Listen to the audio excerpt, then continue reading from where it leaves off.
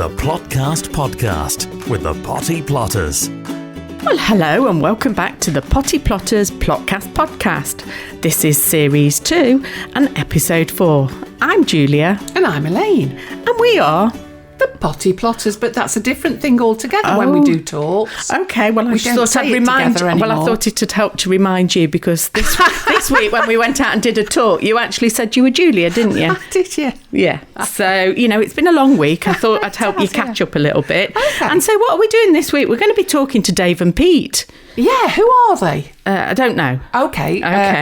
Well, how are we going to talk to them if we don't know who they are? Well, we're going to talk to Dave Kerry. Oh, yeah. And he's... from GroWell? Yes, from GroWell, yes. That poor man that we go and badger occasionally to get our compost and all the other bits and bobs. So he's agreed to talk to us on this here podcast. Yes. And we think he's got a few things that would be useful, really, just to explain a little bit about peat and the peat ban and what it's all about. Yeah. Right, all right then. Yeah. Got you. And are you setting some shallots and onions? I am. Okay. And I'm looking at a few flower seeds for the rest of the season. So, yeah. That's worth listening to then. Yeah. I might listen to it myself. Anyway, Elaine, how do people get in touch with us? Come on. Then. So, Facebook, Instagram and X at Potty Plotters. TikTok at The Potty Plotters, email us naughtycorner at pottyplotters.uk or go to our website pottyplotters.uk. And maybe this series, Gareth could actually sort out a twiddly musical bit to go with that. Just saying, in case he's listening. Well, I think we've got one. Oh, we have got one. Oh. Yeah, we have got. Oh, I was just thinking you could bring out your banjo that you were talking about. Did you know that she can play a banjo? I don't think I want to know she can play a banjo. No, we have got one. We use it occasionally. Oh, okay. We had the professional do it. Oh. Put your banjo away, Elaine. No, he doesn't play a banjo. He just speaks. Does he sing? He might do. If you pay him enough, he'll sing, I suppose. Oh, I mean, most people... I'd sing. Yeah. No, we pay you to not sing. We've worked so hard, Elaine, to get this audience figures up a little bit, and you're going to sing. I think, no, I don't think Gareth will allow that. If we get chopped out, don't worry. So, as we say, we've got coming up, we're speaking to David, and also we're going to catch up on a few things that we've spoken about previously. Good. And we're going to talk about seed packet information, and we want you to hold fire. Dead important. Yes. Contact the Potty Plotters anytime on Facebook, Twitter and Instagram at Potty Plotters or email naughtycorner at pottyplotters.uk. Another thing is, Julia, Yeah. you know that we've asked people in the past and they have sponsored us, which has been wonderful, marvellous, and being able to support us really in getting things that we need for the podcast. Yeah. Well, we're going to go along a new line which is called Ko-fi. That's Ko-Fi, Ko-fi, like coffee but not. Is that anything to do with Kofi or no? Oh, No. Oh, No. okay. Do you want me to explain? Oh, yeah. Yeah, please. So You'll make it easy, won't you? I'll try to make it Okay. easy. So if at any point you don't understand, stop and I'll explain it again. Okay. So Ko-fi, you're quite right, is like coffee, but if you type coffee.com into a search engine, you'll obviously get coffee. This enables our listeners and our friends to tip us. You know when you go out for a meal and you slip a couple of quid to the server because they've given you really good service or you've had a really nice meal. It's a very similar thing to that. So it's kofi.com, just ko-fi.com/thepottyplotters, and it allows you to leave us a tip to allow us to keep making the podcast and to keep progressing. So we'll be eternally grateful to you if you would love to sponsor us, and you'll get a shout out as well. I'll do all the shout outs. Who was the lady who really liked my voice? You know, the one that needed help. Oh, Was it Dawn? Dawn, yeah. Yeah, Dawn. So, Dawn, you're going to hear a lot more of my voice, unfortunately. Dawn, if you sponsor us, we'll get Gareth to say whatever you like. Oh, hello now then. No. That's called pimping.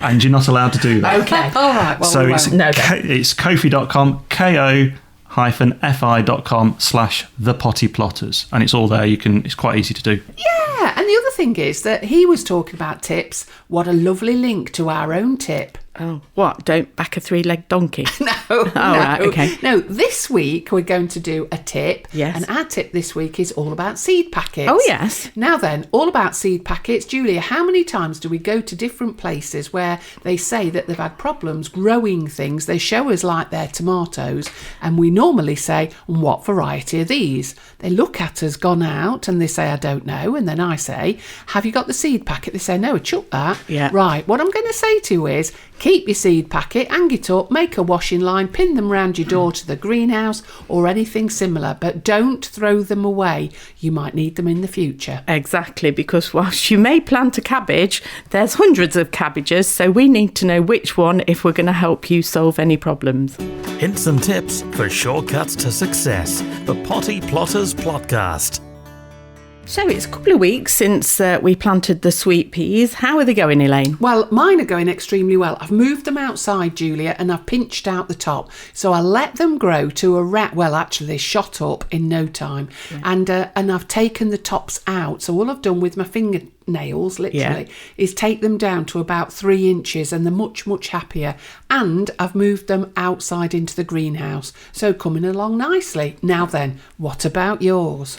Well, the sweet peas are going great guns, and as you know, I've been using the container method that we use and planting them on, and I've got hundreds and hundreds of sweet peas, so will smell beautiful in the summer, Elaine. Lovely. And I thought that you'd put some in your polytunnel, or was I wrong? No, have you been investigating when I've not been there? I did have a little look when you asked me to shut the door the other day when it was snowing. Well, do you remember when Keith said to us, Keith Fern, who was on episode 13, well, Keith told me to plant my sweet peas over the winter, which I did, and they've really got going, and of course they're ready to go in, so I thought, perfect place, polytunnel. So they're in and planted and already climbing the netting that I put up for them. Smashing. Let's see how they go on as these go on as well. And what about your chillies? Well, the chillies, the first lot, I have to admit, there was a bit of a failure. And I think that's because we actually had the packet out of a cupboard that really it wasn't kept in ideal conditions. So what I've done is started all over again, and now I've just got some poking through, because remember that chillies need quite a warm temperature to get them germinated. What, like the ones that I have in my conservatory? Are you bragging? Yes, well done. I am. Yes. Okay. Mine have all come through, so I'm happy with that. And it is March, so let's hope that they are literally marching on. And what about your snapdragons? Well, they're... Oh, trumpet. Get the trumpet out. Oh, there's a feather up there, and I thought it was a giant slug. Oh, sorry about that, but we're in another building. We'll come to that in a minute. But I just looked up and I could see it. I thought, oh my word. Anyway, moving on. So what was I rambling on about? Snapdragons. Yes, they're up, they're through, they're running. So, and now I've gone a bit mad again. I've seen some more on the internet and I've ordered more varieties. Honestly, my plot, it'll be like a snapdragon field, I think, by the time I've finished. Brilliant. And are you keeping yours indoors or outdoors? At the moment, yeah. I'm keeping them indoors. Yes, okay. I'm keeping them at home just because they need a bit more temperature. So when they've germinated, that means that they've come through the soil and they've started to grow. Are you keeping them indoors then or outdoors again? No, I shall keep them indoors, and I'm going to leave them a little bit longer until they start to put on the first set of seeds. And if you remember... First set of seeds? Do you mean leaves? That's the one. What's in that tea? So, yeah, I'm going to let them grow on and develop the first set of leaves. Yeah. If you remember, the ones that we did on air, I did use that method of using the toothpick, cocktail stick, and prick them out and put them in the individual cells. So those ones are fine. I shall just leave those growing in those cells. But I've also done more on trays, and so I shall be pricking them out a bit later on, but full steam ahead with the snapdragons. Well, actually, it did make me laugh because we did get some correspondence in from Rachel over in Nottinghamshire. She did make me laugh because she said, I thought you might want to see the photograph of my snapdragons. So I had a look, and she said, she put something funny like, not the time pedantic, but I've got 241 seedlings that have come through, and I thought, this is sad, Rachel, that you've got the time to count them all. Yeah. But nevertheless, thanks for getting in touch. And you've been redesigning your plot again, haven't you?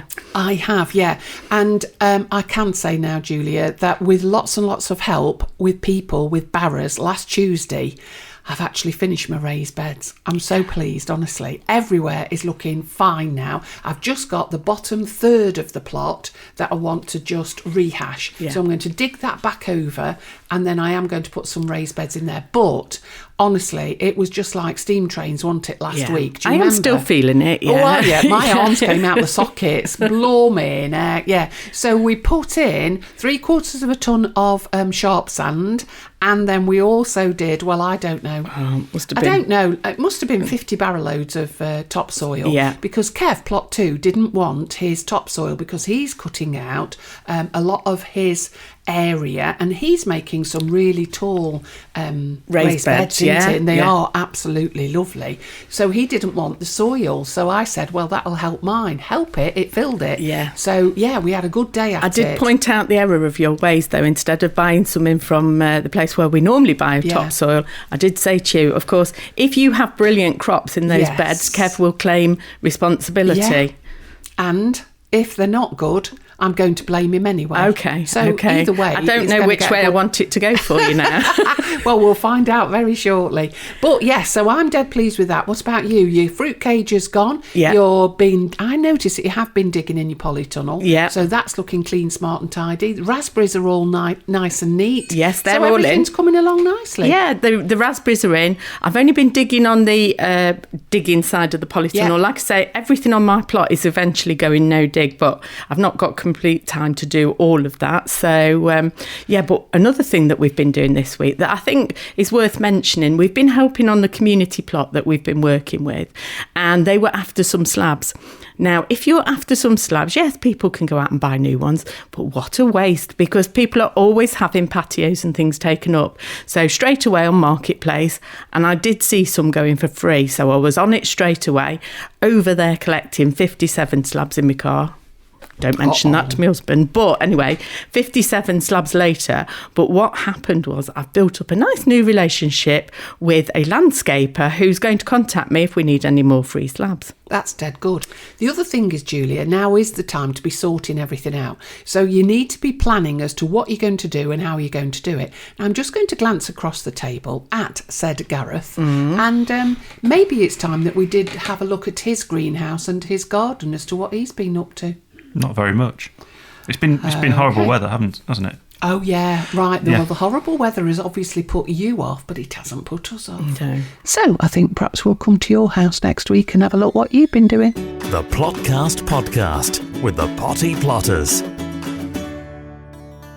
Seed potatoes, what have you been doing with them? Right, I've put mine out for chitting, so they are sprouting nicely, and I'm just going to reiterate to people, if you want to grow potatoes, my advice is go for first earlies. They're the ones that are in the ground the least, about 10 to 12 weeks, and what's really lovely is that they're the ones I think that taste the best. Now, I know a lot of people would argue that, and that's fine, but I'm saying that I don't want them in the ground for up to 20 weeks. I only want them in for about 10 to 12 weeks. And then what I want to do is I want to plant afterwards. Okay. So I should probably put my runner beans in where they've been. But don't be in a hurry to plant the potatoes. And I'm getting loud now. Oh, you are? Well, I am, because everybody wants to get going. The weather has been atrocious. We've had snow. We've had tons and tons of rain. Don't be in a hurry. Let them be slow. Let them be happy. Let them get chitting, starting the little sprouts. That's all, Julia. Yeah. We only want them up to about 1/2 inch, and then we'll plant them when the soil is warm. You have to work with the weather and the conditions, don't you? Because a lot of people will work to, say, Easter. Yeah. That's when my dad planted the potatoes. Yeah. Well, Easter moves, doesn't it? It does, and it moves month to month, so we can be at the beginning of March right the way to the end of April. So, no, that doesn't actually make a lot of sense. The way to do it is to test it by putting your hand on the soil and seeing if it's warming up. But you'll know because you can take one of your layers off. Oh, right. What, go down to 5? Well, maybe 4. OK.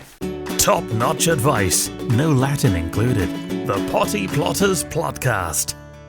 And what's that you've got in that bag right, in front of you? Over here, Julia, I have got Golden Gourmet Shallots. Ooh. Now then, I brought it in the microphone, but I've bought these. They're not expensive, but I prefer to do shallots than I do onions. Now, I know that we talked about them on the previous series, but what I want to reiterate to people is the difference between shallots and onions. You've grown onions from seed, have you not? I have, yes. What kind have you grown? Oh gosh, I think we did exhibition, because I think that's when we were having a competition with Kev Plot too. That's right. Now, you've grown yours from seed and you started them, was it about November time? Yeah, December time I think we started with them. So they've been grown for some time and they're in multi-purpose compost. Yeah. And are they in your greenhouse?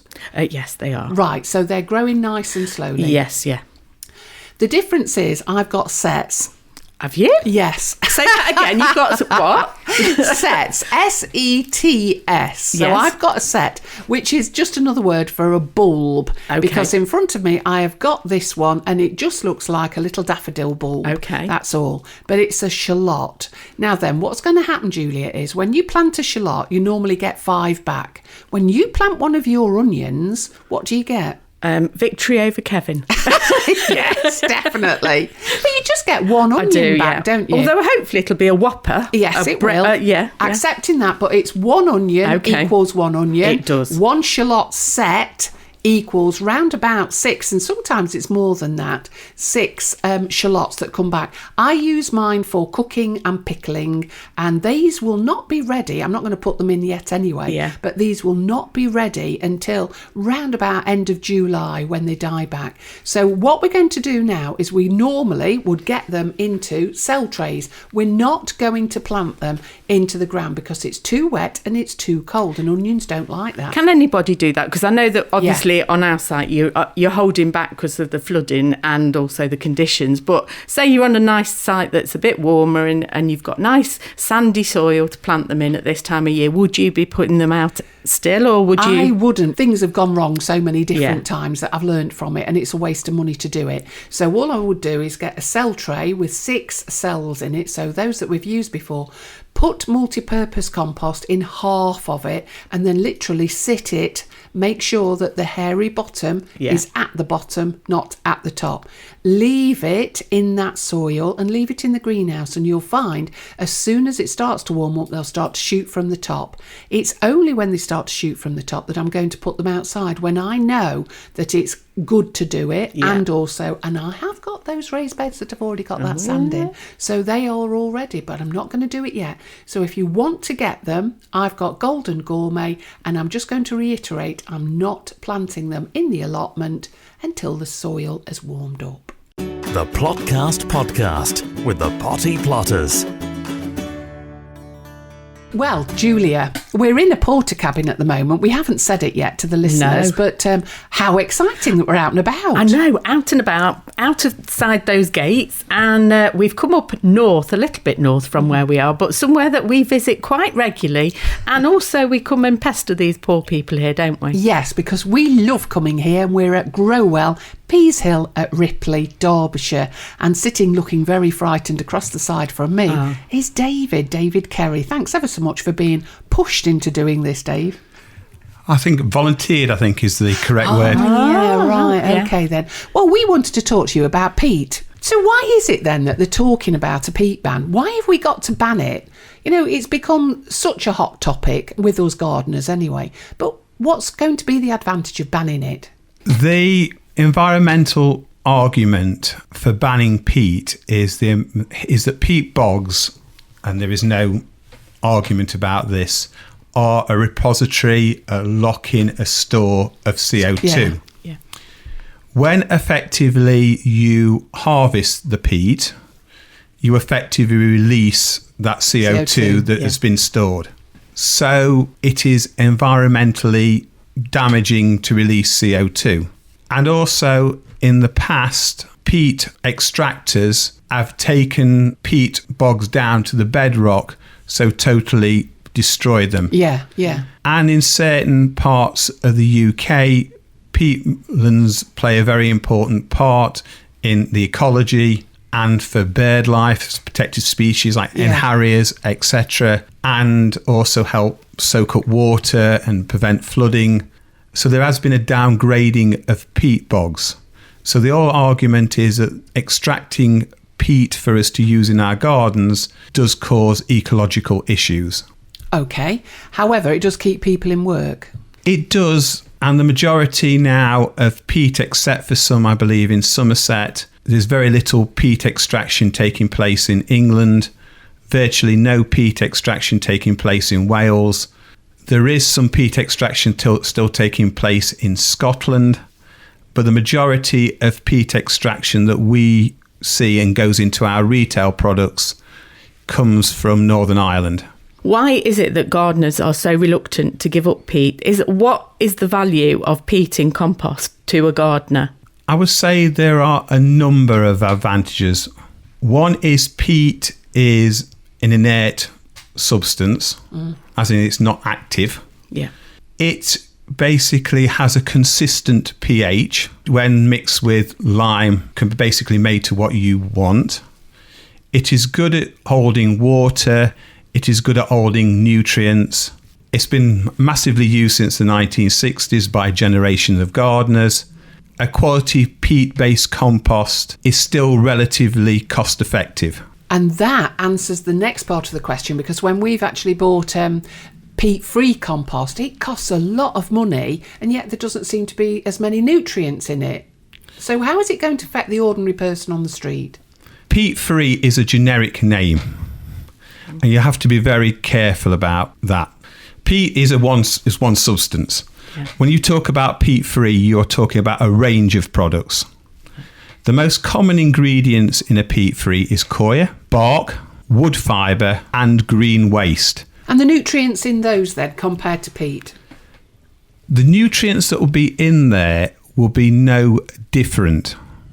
Is that because fertilisers and additional things have had to be added to the compost? Correct. If you've got a peat-based compost or a peat-free based compost, you would add certain things to it depending on the mix.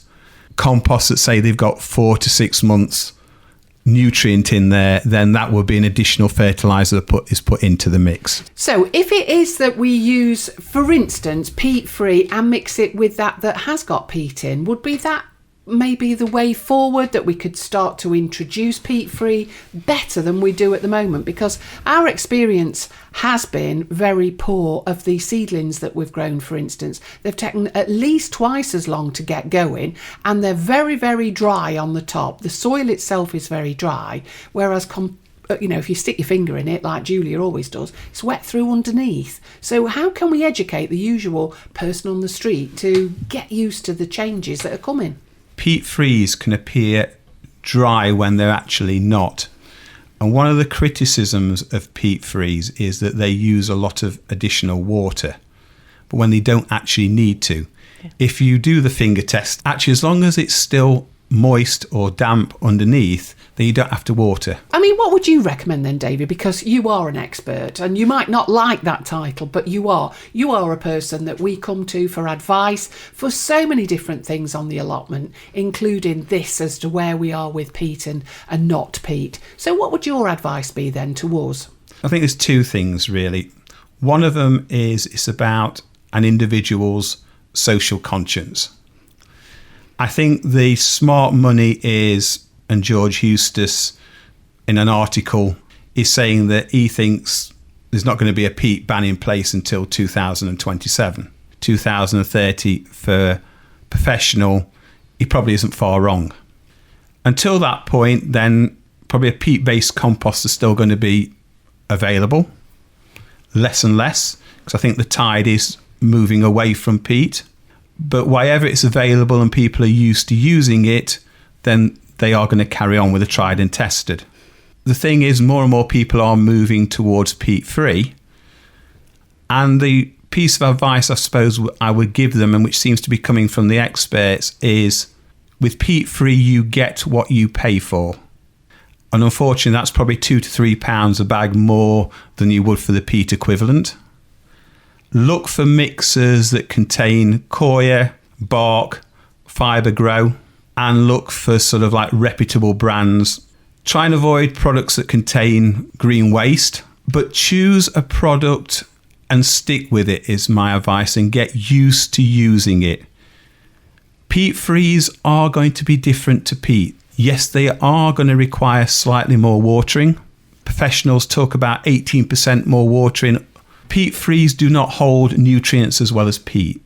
So basically you will probably need to feed more. And feeds that people do say to keep a lookout on is your magnesium levels and your calcium levels. I've seen on some bags of peat-free compost, there's some manufacturer's dates. David, what's that all about? Okay, it's again, you've hit on the big difference between peat-based and peat-free. As I said earlier, peat is inert. So basically you can keep it forever because a peat bog's been for hundreds of thousands of years. Yes, some nutrient will leach out of it, but you can basically put the nutrient back in it and it'd be reasonably fine. So people sort of say to me, can I buy bags of compost and I'm going to keep them for years? Right. Peat frees are different, especially ones that have got bark, wood fibre in them. There are still an active growing media. So basically they're still actively breaking down. Oh, so that's like a sell-by date for Yes, it. so really it's, with peat frees, it's basically used within a year of the manufacturer's date, probably ideally 8 months. So basically where people used to stockpile peat-based compost, my advice and the advice of the industry with peat frees is buy little and often.